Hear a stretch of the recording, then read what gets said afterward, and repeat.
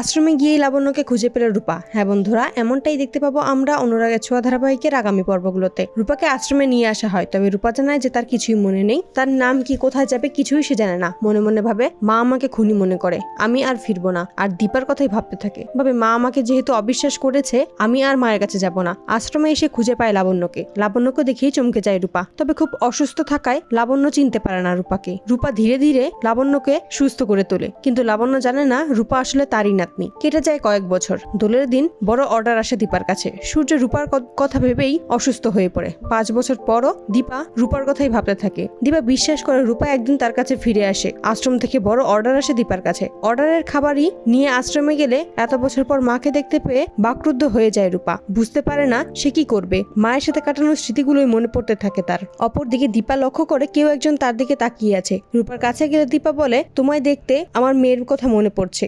আমার মেয়ে এতদিনে নিশ্চয়ই তোমার মতোই হতো। যা শুনে রূপা আর থাকতে পারে না, দীপাকে কাছে পেয়ে জড়িয়ে ধরে। এত বছর পর মাকে কাছে পেয়ে, মায়ের ভালোবাসা পেয়ে রূপা বুঝতে পারে তার মা তাকে অবিশ্বাস করেনি, এখনো ভালোবাসে, বিশ্বাস করে। তাই সে যে রূপা সেটাই জানিয়ে দেয় দীপাকে। রূপাকে কাছে পেয়ে আত্মহারা হয়ে যায় দীপা। রূপা জানায় যে এই আশ্রমেই লাবণ্য আছে। এত বছর পর অবশেষে লাবণ্য ও রূপাকে খুঁজে পায় আশ্রমে দীপা। তো বন্ধুরা, তোমরা এটাই তো চাও যেন এভাবেই যেন আশ্রমেই লাবণ্য আর রূপাকে খুঁজে পায় দীপা? কমেন্টে জানাও।